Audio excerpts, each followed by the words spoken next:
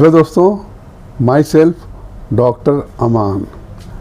दोस्तों, homeopathic doctors को या दूसरे लोग जो होम्योपैथिक के बारे में जानते हैं उनको सबसे बड़ा प्रॉब्लम होता है कि मेडिसिन सिलेक्शन कैसे किया जाए, कौन सी दवा उस पेशेंट के लिए सूटेबल है, इसको सिलेक्ट करने में बहुत दिक्कत होती है।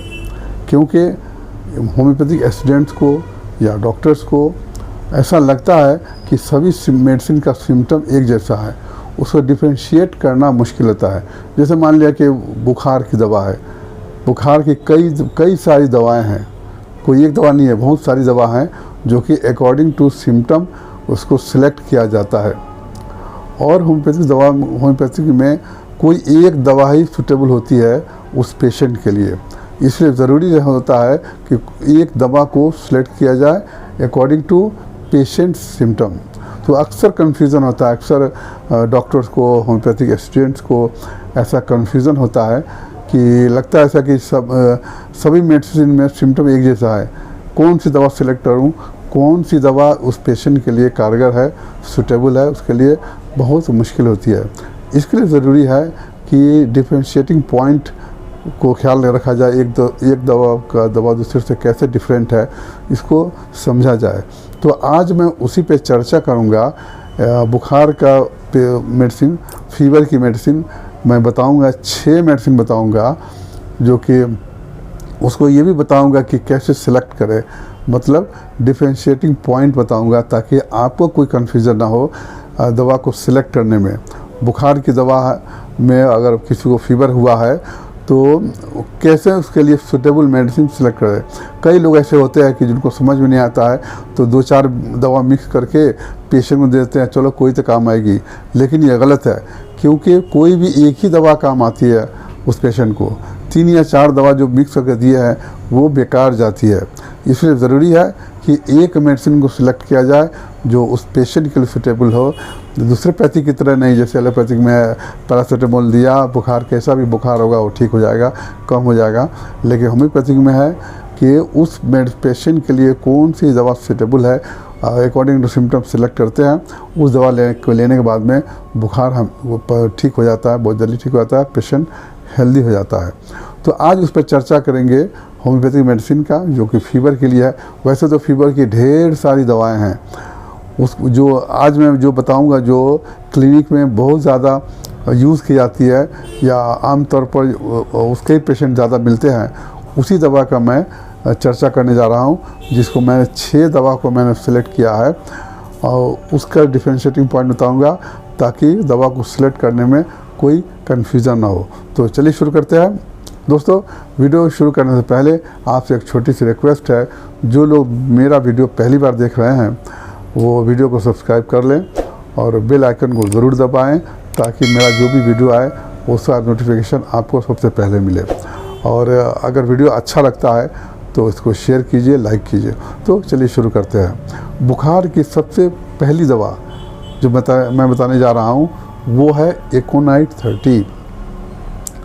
एकोनाइट दवा जो है, इसका जो कॉज होता है, बुखार का कॉज जो होता है वह ठंडी हवा का झोंका लगने से। आप गाड़ी में जा रहे हो, बस में जा रहे हो, ट्रेन में जा रहे हो, खिड़की खुली हुई थी, उसे ठंडी हवा का झोंका लगा है, उसकी वजह से अगर सर्दी जुकाम बुखार होता है तो उसके लिए एकोनाइट दवा बहुत ही अच्छी दवा है। आप चलिए सिम्टम इसका होता है। इसमें जो बुखार होने से पेशेंट बहुत ज़्यादा घबराया हुआ रहता है, टेंशन में रहता है, चिंता में रहता है और डर बना रहता है कि कहीं मेरी बीमारी ज़्यादा बड़ी ना हो जाए, कहीं मेरी मौत ना हो जाए। तो ऐसे पेशेंट को हम लोग एकोनाइट देते हैं। इसका थर्स्ट, प्यास इम्पॉर्टेंट है। एकोनाइट के पेशेंट को, जिसको बुखार होता है, वो पानी ज़्यादा पीता है और जल्दी पीता है। मतलब कि एक बार में 1 गिलास 2 गिलास पानी पीता है और पीने के बाद फिर थोड़ी देर बाद फिर उतना ही पानी पिएगा। फीवर में और पसीना बिल्कुल नहीं चलता है, स्किन बिल्कुल ड्राई रहता है, हॉट होता है, और इसका जो पेशेंट होता है बहुत ज़्यादा रेस्टलेस होता है, घबराया हुआ रहता है। तो ये एकोनाइट थी। अब आज दूसरी दवा पे बात करें। जो दूसरी दवा है वो है ब्रेविया अल्बा 30। ये दवा, इस दवा का जो बुखार होता है वो इसका कॉज होता है सडन चेंज ऑफ टेम्परेचर। मान लें कि गर्मी से आप आए, आके ठंडा में एसी में बैठ गए, या फिर एसी में बैठे हुए थे, गर्मी में चले गए, या बार बार आना जाना कर रहे हैं, या फिर रात ठंडी हो दिन गर्म हो, उस वक्त ऐसी इसकी बुखार होती है ब्रैनिया की। इसका सिम्टम है कि पूरे बॉडी में पेन होता है, बदन दर्द होता है, जो हिलने डुलने चलने से दर्द बढ़ता है। और इसका प्यास इम्पॉर्टेंट है, इस दवा की जो प्यास है वो इम्पॉर्टेंट है। इसमें पेशेंट एकोनाइट की तरह ज़्यादा पीता है, मगर देर देर पर पीता है। जैसा कि एकोनाइट में मैंने बताया कि पानी का प्यास ज़्यादा है, पेशेंट 1-2 गिलास पानी पीता है, लेकिन जल्दी पीता है, तुरंत थोड़ा देर मांगते रहता है। मगर ब्रैनिया का पेशेंट है, ज़्यादा क्वांटिटी में पीता है, मगर बहुत देर के बाद में पीता है, 1 घंटा आधा घंटा के बाद पीता है।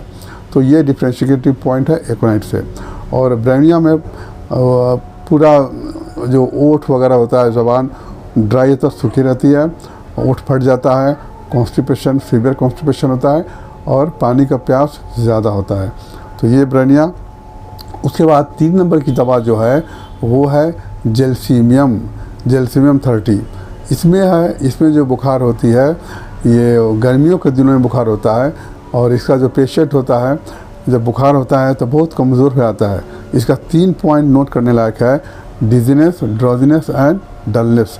पेशेंट बहुत सुस्त हो जाता है, उसको चक्कर आता है, डिजीनेस होता है, और उसके बाद में ड्रोजीनेस, पेशेंट को नींद बहुत ज़्यादा आती है। पेशेंट से बात करेंगे वो सही से जवाब नहीं देगा, बहुत कमज़ोरी लगती है, नींद आता है, चक्कर आता है, और इसके पेशेंट को प्यास नहीं लगता है। जेल्सीमियम के पेशेंट को प्यास नहीं लगता है। तो ये इजीली आप डिफरेंशिएट कर सकते हैं, क्योंकि इसमें 3 पॉइंट है: डिजीनेस, ड्रोजीनेस एंड डलनेस। सुस्त है, नींद बहुत आती है, चक्कर आता है, प्यास नहीं है, और गर्मियों के दिनों में ये बुखार होता है। अब नंबर 4 पे जो दवा है वो है बेलाडोना। बेलाडोना भी बुखार के लिए बहुत अच्छी दवा है। इसका जो सिम्टम होता है, इसका जो कॉज होता है, ठंड लगने की वजह से बुखार हो जाए, और कोई रात में खुले में बैठा हो, उसके बाद से जब बुखार हो जाए तो बेलाडोना देते हैं। इसका सिम्टम है कि चेहरा देखेंगे तो तमतमाया हुआ रेड होगा, आंखें लाल, सर गर्म, छूने से सर गर्म होगा, पसीना बिल्कुल नहीं चलता है, और बहुत स्किन गर्म होता है। और जब उसका पैर देखेंगे तो पैर ठंडा, बिल्कुल ठंडा रहता है। तो इसका पिकुलेटिव सिम्टम है कि हेड हॉट, चेहरा और सर गर्म होगा। जब आप पैर को टच करेंगे तो बिल्कुल ठंडा होगा। छोटे बच्चों में ये खास करके ऐसी बुखार होती है जो कि पैर ठंडा है, सर गर्म है, या बड़ों में भी अगर पैर ठंडा है, सर गर्म है और प्यास नहीं है, और सीवियर हेडेक होता है, पेशेंट बेचैन हो जाता है हेडेक से, वैसे केस में हम बेलाडोना देते हैं। अब आइए बात करते हैं 5वीं दवा पे। 5वीं दवा है वो है रस्टक्स 30। रस्टक्स में है इसका जो बुखार का कॉज होता है, बारिश में भीगने के बाद, कोई बारिश से भीग गया हो, या पानी में काम किया हो, पानी में डूब के काम किया हो, तो या नदी में नहाया हो, उसकी वजह से बुखार होती है। इसका सिम्टम होता है कि पूरे बदन में दर्द होता है, और सर्दी ज़ुकाम होता है, और ये बदन दर्द जो है लेटे रहने से दर्द बढ़ता है, और चलने फिरने से आराम मिलता है। ये बिल्कुल ब्रैनिया से उल्टा होता है। ब्रैनिया में है रेस्ट करने से आराम मिलता है, बदन दर्द, चलने फिरने हिले डुलने से दर्द बढ़ता है। मगर रस्टक्स में जस्ट उसका उल्टा है कि बदन में दर्द होता है। जब पेशेंट जब लेटा रहता है तो दर्द होता है, जब उठ के खड़ा होता है तो दर्द होता है, लेकिन चलने फिरने से, वॉकिंग करने से इसका दर्द आराम मिलता है। तो ये डिफरेंशिएटिंग पॉइंट है। इस सिम्टम पे आप रस्टक्स देंगे, पेशेंट बिल्कुल ठीक हो जाएगा। अब लास्ट दवा 6 नंबर की दवा जो है वो है बैप्टीसिया। अगर इन सारी दवाओं को आपने दे दिया है, बिल्कुल फ़ायदा नहीं हो रहा है, 3-4 दिन बुखार को हो गया है, तब हम बैप्टीसिया को सोच सकते हैं, क्योंकि हो सकता है कि टाइफाइड का स्टार्टिंग स्टेज हो। इसके लिए बैप्टीसिया मदर टिंचर बहुत ही अच्छी दवा है, टाइफाइड के फर्स्ट स्टेज के लिए या फिर टाइफाइड के लिए, हर किसी भी स्टेज के लिए है। इसका सिम्टम है बॉडी एक ज़्यादा होता है, बॉडी पेन ज़्यादा होता है, और बदन से बदबू आती है। इसके जो पसीना बहुत बदबूदार होता है, बदन दर्द होता है, जीभ सफ़ेद होती है, और ये सिम्टम सब टाइफाइड का सिम्टम होता है। जब बैप्टीसिया की मदर टिंचर देंगे, 10 या 15 ड्रॉप देंगे, हर आधे घंटे में देंगे, 2 घंटे में देंगे, 1 घंटे में देंगे, तो बुखार बिल्कुल ठीक हो जाएगा।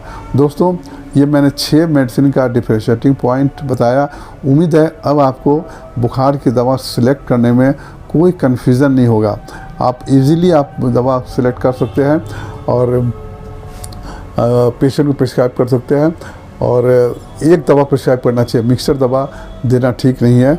आप एक दवा देंगे, अकॉर्डिंग टू सिम्टम देंगे, बिल्कुल सिम्टम मिलता जुलता होगा, दवा देंगे, पेशेंट बहुत जल्दी ठीक हो जाएगा। और पोटेंसी वही 30 या 200 देंगे और रिपीट करेंगे बार बार। बुखार के केस में हर 2 घंटे पर या 3 घंटे पर दवा रिपीट करने से बुखार जल्द ठीक हो जाता है।